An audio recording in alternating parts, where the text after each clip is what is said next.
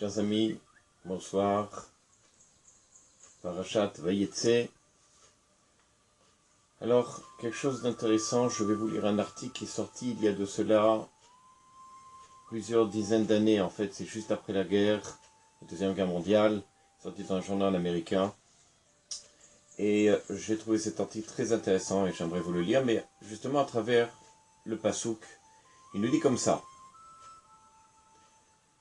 Yaakov, vous savez, il arrive en direction de Lavan, et sous l'ordre bien entendu de sa mère, et il arrive et il voit un puits, et sur ce puits reposait une pierre, et il voit donc des bergers qui allaient faire paître leurs moutons. Alors il leur dit la chose suivante, assez étonnant, il leur dit comme ça. Yaakov leur dit, alors je vous le dis directement en français, Achim, mes frères, d'où êtes-vous? Ils dirent, nous sommes de Haran. Il leur dit, connaissez-vous Lavan, fils de Nahor? Et ils leur dirent, nous le connaissons. Puis il leur dit, est-il en paix? Ils répondirent, il est en paix. Et voici que Rachel, sa fille, qui vient avec le petit bétail. Alors à ce moment-là, Yaakov leur dit, voici le jour est encore long. Ce n'est pas encore le moment de faire rentrer le bétail, abreuver les bêtes et mener les paîtres. Alors il leur dit, nous ne pourrons pas jusqu'à ce que tout le troupeau se soit rassemblé. On roulera alors la pierre et on enlèvera l'ouverture et on fera abreuver tout le bétail. Quel est le premier ici? Yaakov, il voit donc un puits, il voit une pierre sur le puits et qu'est-ce qui se passe? Il décide, il voit le troupeau comme ça arriver, enfin,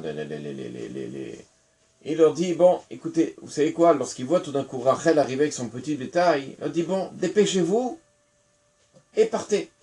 Mais avant de leur dire ça, il leur dit, mes frères, d'où êtes-vous, etc., etc. Est-ce que Lavan, qui était là-bas, qui était le maître, est-ce qu'il est en paix, etc., etc. Le Rav de Volodjin, il nous dit quelque chose d'intéressant. Il nous dit la chose suivante.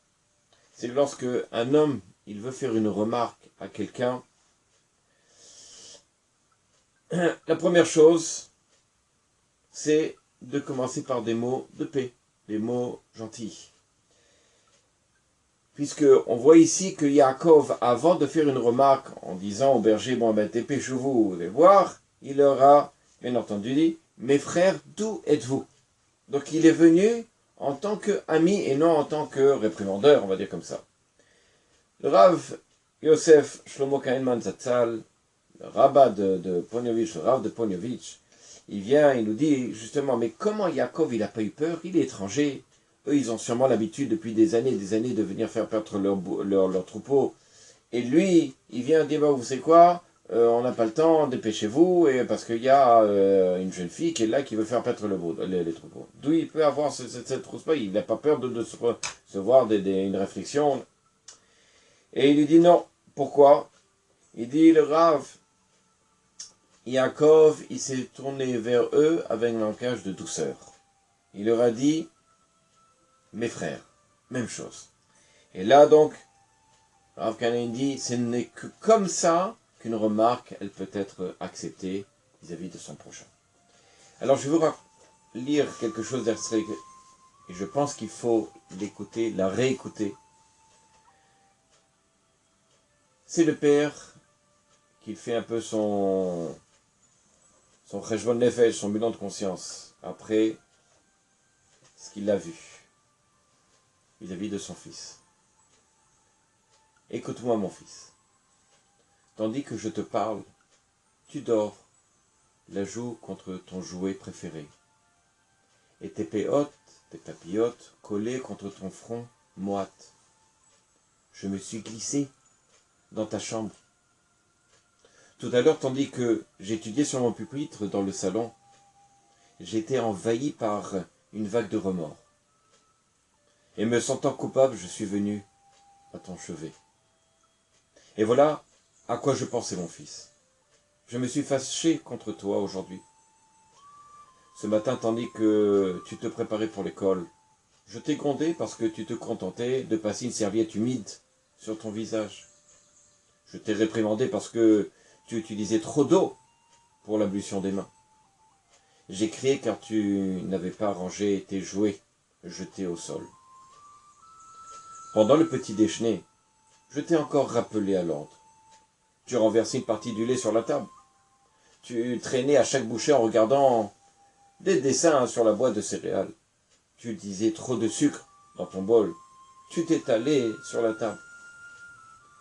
Et quand, au moment de partir, tu t'es retourné en agitant la main et tu m'as dit « Au revoir papa », je t'ai répondu en fronçant les sourcils « Tu as intérêt à être sage à l'école ». Le soir, même chanson. En revenant de mon cours, je t'ai guetté sur la route. Tu glissais sur l'herbe. Tu avais déchiré ton pantalon. Je t'ai humilié en face de tes camarades en te faisant marcher devant moi jusqu'à la maison. Les pantalons coûtent cher. Si tu travaillais pour les payer, tu serais plus soigneux. Te rends-tu compte, mon fils, de la part d'un père? Te souviens-tu ensuite? Tu es venu timidement, l'air malheureux, dans le salon, pendant que je lisais mon livre sur le pupitre. J'ai levé les yeux et je t'ai demandé avec impatience « Qu'est-ce que tu veux ?» Tu n'as rien répondu. Mais dans un élan irrésistible, tu as couru vers moi et tu t'es jeté à mon cou en me serrant avec cette tendresse qu'Hachem a fait fleurir dans ton cœur et que ma froideur même ne pouvait flétrir. Et puis tu t'es enfui et j'ai entendu tes petits pieds courir vers ta chambre. Eh bien mon fils, c'est alors que sans le vouloir, j'ai fait basculer le pupitre, faisant tomber mon livre. J'ai eu un sursaut de crainte. Voilà ce qu'avait fait de moi la manie des critiques et des reproches. Un père grondeur. Je te punissais de n'être qu'un enfant.